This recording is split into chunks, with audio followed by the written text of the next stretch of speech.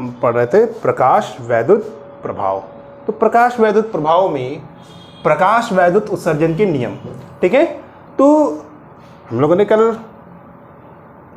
प्रकाश वैद्युत प्रभाव के हर्ट्ज और लेनार्ड का जो एक्सपेरिमेंट था उससे जो रिजल्ट आए थे उसको पढ़ा था। तो उसी रिजल्ट के आधार पर उन्होंने प्रकाश उत्सर्जन के नियम की व्याख्या की थी। बताया था किसी धातु के पृष्ठ पर प्रकाश इलेक्ट्रॉनों के उत्सर्जन की जो दर होती है वो आपतित प्रकाश की तीव्रता के अनुक्रमानुपाती होती है। कल एक ग्राफ खींचा था इंटेंसिटी ऑफ लाइट और एनर्जी के बीच में जो भी इलेक्ट्रॉन उत्सर्जित हो रहे हैं। तो क्या आ रहा था फोटोइलेक्ट्रिक करंट में एक स्ट्रेट लाइन आ रही थी, ठीक है। यानी प्रकाश के उत्सर्जन की जो दर होती है वो प्रकाश की तीव्रता के अनुक्रमानुपाती होती है। और उत्सर्जित दूसरा है उत्सर्जित प्रकाश इलेक्ट्रॉनों की जो गतिज ऊर्जा होती है वो उसकी तीव्रता पर निर्भर नहीं करती है। उसकी गतिज ऊर्जा जो है वो आवृत्ति पर निर्भर करती है, यानी जैसे जैसे आवृत्ति बढ़ेगी उसकी गतिज ऊर्जा भी बढ़ती है, ठीक है। नेक्स्ट था यदि आपतित प्रकाश की आवृत्ति एक न्यूनतम मान से कम है तो धातु से कोई भी प्रकाश इलेक्ट्रॉन नहीं निकलेगा। यानी जो भी लाइट पड़ रही है, ठीक है, उसकी जो फ्रीक्वेंसी एक निश्चित फ्रीक्वेंसी से कम है तो उसमें से इलेक्ट्रॉनों का उत्सर्जन नहीं होगा।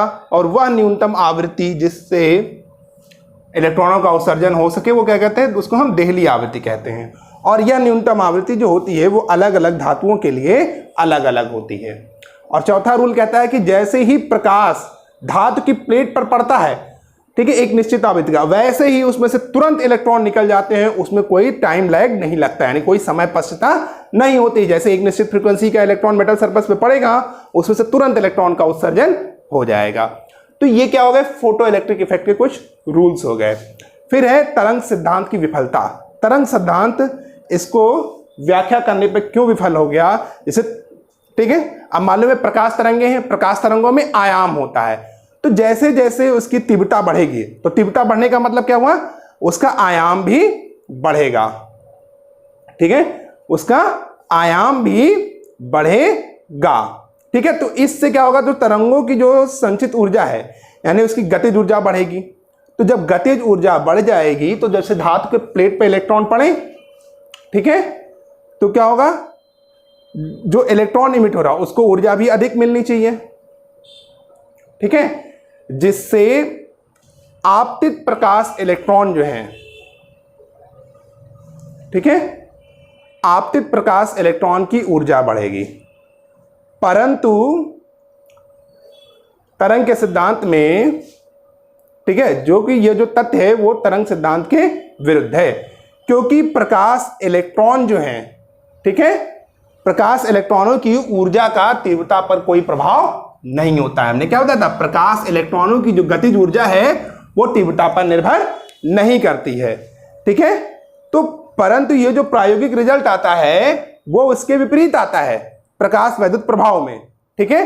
तो जो तरंग सिद्धांत क्या कहता है कि जो भी प्रकाश तरंगे हैं, ठीक है, यदि प्रकाश को हम तरंगों के रूप में मान लें कि वो केवल एक तरंग है, ठीक है, तो तरंग की अगर तीव्रता बढ़ेगी तो आयाम भी बढ़ेगा, I is proportional to A square, ठीक है। तो जब आयाम बढ़ जाएगा तो क्या होगा, उसकी गतिज ऊर्जा भी बढ़ेगी, ठीक है।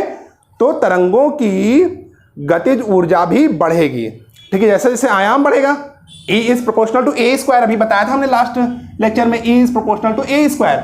तो क्या होगा, तरंगों की गतिज ऊर्जा भी बढ़ जाएगी। और जब ये धातु के पृष्ठ पर गिरेगी, ठीक है, जैसे ही ये फॉल होगी किसी भी सरफेस, मेटल सरफेस पे, तो जो धातु के इलेक्ट्रॉन हैं, ठीक है, उनको अधिकतम ऊर्जा प्राप्त होगी, ठीक है, जिससे उत्सर्जित प्रकाश इलेक्ट्रॉन की ऊर्जा बढ़ जानी चाहिए, ठीक है। परंतु जो हमारा प्रायोगिक रिजल्ट आता है प्रकाश वैद्युत प्रभाव में, वो क्या आता है कि जो भी गतिज ऊर्जा है वो प्रकाश की तीव्रता पर निर्भर नहीं करती है, ठीक है। तो ये कुछ रीजंस थे प्रकाश तरंगों के सिद्धांत की विफलता पर। जो प्रकाश तरंग का जो सिद्धांत है वो फोटो इलेक्ट्रिक इफेक्ट की व्याख्या नहीं कर पाया, इसलिए माना गया कि जो लाइट है, ठीक है, वो एज ए पार्टिकल भी बिहेव करती है।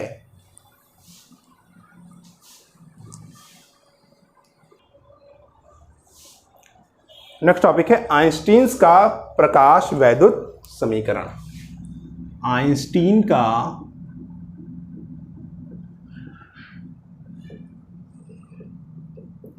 प्रकाश वैद्युत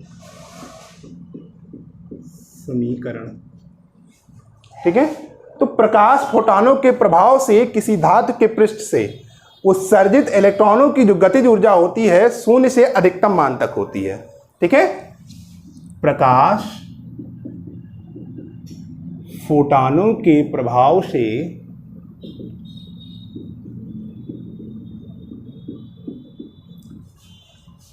किसी धातु के पृष्ठ से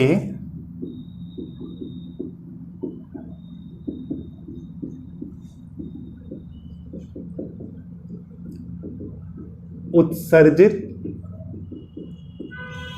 किसी धातु के पृष्ठ से उत्सर्जित इलेक्ट्रॉनों की गतिज ऊर्जा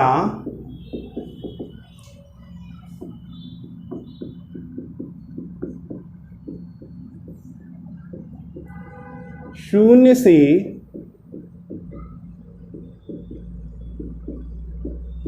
अधिकतम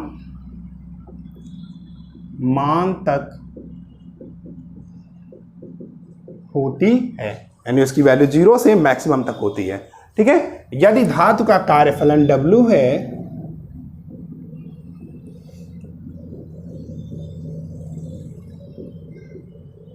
ठीक है, धातु का कार्यफलन W हो, ठीक है, तथा जो प्रकाश पड़ रहा है उसकी आवृत्ति न्यू हो, तथा आपतित प्रकाश की आवृत्ति न्यू है।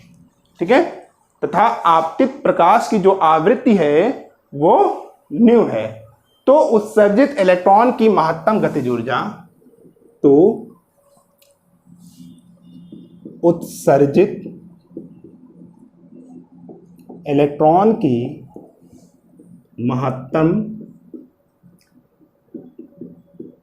गतिज ऊर्जा, ठीक है, क्या होगी?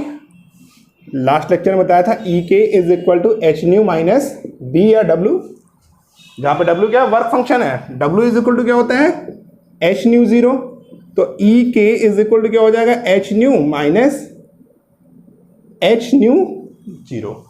ठीक है, अब E k is equal to क्या होता है half m v maximum square, kinetic energy है, फॉर्मूला क्या होगा हाफ एम वी मैक्सिमम का स्क्वायर, तो क्या हो जाएगा ये हाफ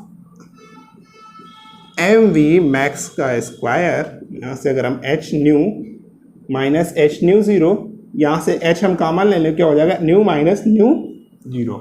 तो ये जो इक्वेशन आ रही है इसी को हम आइंस्टीन का प्रकाश वैद्युत इक्वेशन समीकरण कहते हैं। तो आइंस्टीन के अनुसार जब एच न्यू ऊर्जा का फोटान धातु के पृष्ठ पर पड़ेगा, तब फोटान की ऊर्जा अवशोषित करके, ठीक है, धातु जो है फोटान की ऊर्जा अवशोषित कर लेता है। ठीक है, तो जो धातु की जो ऊर्जा जो अवशोषित करता है वो दो तरीके से उपयोग करता है उस ऊर्जा को। ठीक है, तो धातु में उस ऊर्जा का उपयोग दो तरीके से होता है। ठीक है, पहला होता है कार्यफलन W के रूप में। ठीक है, जो कार्यफलन W के बराबर, ठीक है, कार्यफलन W के बराबर एक, ठीक है, कार्यफलन W के बराबर 1/, इलेक्ट्रॉन के पृष्ठ के अवरोध को, ठीक है, इतनी ऊर्जा दे देता है कि जो इलेक्ट्रॉन का जो पृष्ठ अवरोध लगा होता है वो उसको पार करने के लिए स्वतंत्र हो जाता है। जो भी इलेक्ट्रॉन है वो पृष्ठ अवरोध को पार करने के लिए स्वतंत्र हो जाता है। ठीक है, इसका स्क्रीनशॉट ले लीजिए, फिर आगे बताएं।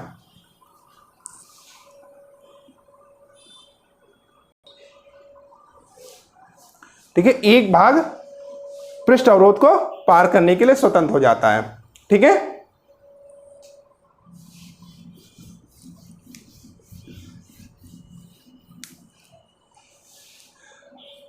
ठीक है, और जो शेष भाग है, ठीक है, जो आपतित ऊर्जा का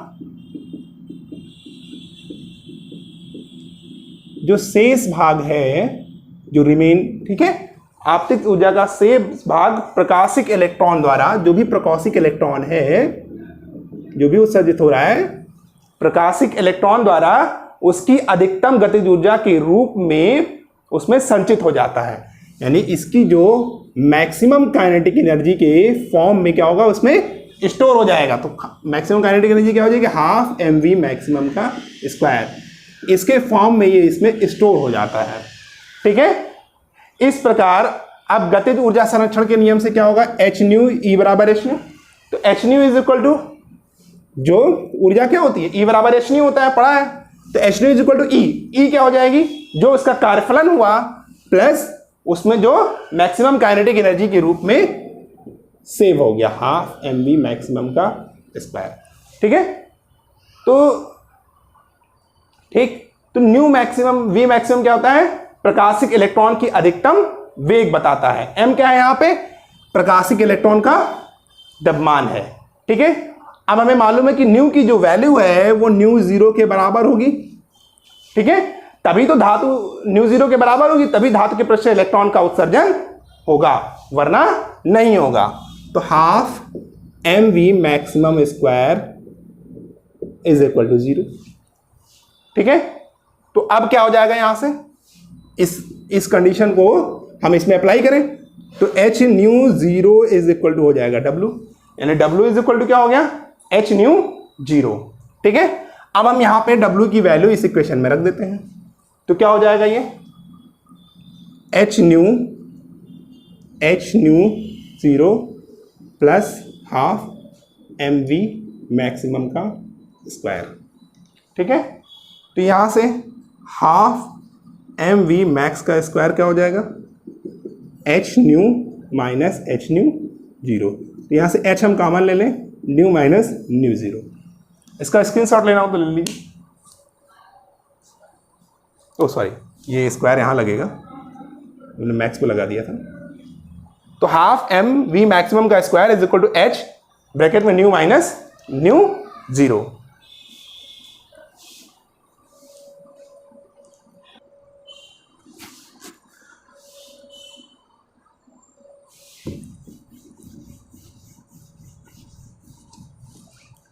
ठीक है, तो यहां से हमें क्या मिल रहा है, हाफ mv मैक्स का स्क्वायर, ठीक है, is equal to h nu minus nu 0।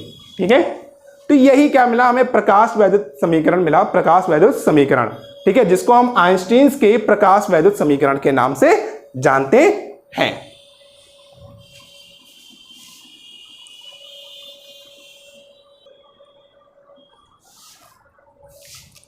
दिया W बराबर, क्वेश्चन कह रहा है किसी धातु का कार्यफलन 1.5 इलेक्ट्रॉन वोल्ट है, इसके लिए देहली तरंग दैर्ध्य की गणना करनी है। तो W बराबर हमें पता है h न्यू 0 होता है, और इसको हम लिख सकते हैं hc बाई लैम्डा 0। तो यहाँ से लैम्डा 0 कितना होगा, hc अपान W। तो h यहाँ पे प्लॉन्क कांस्टेंट है, इसकी वैल्यू होती है 6.6 इंटू 10 की पावर माइनस 34।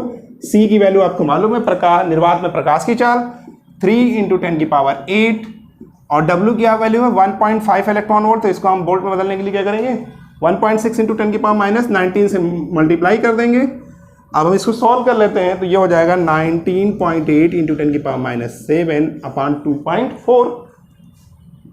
ये आ जाएगा 8.25 इंटू 10 की पावर माइनस 7, या इसको लिख सकते हैं 8250 इंटू 10 की पावर माइनस 10 मीटर, या 8250 एंगस्ट्रॉम। ठीक है, यही इसका आंसर हो जाएगा।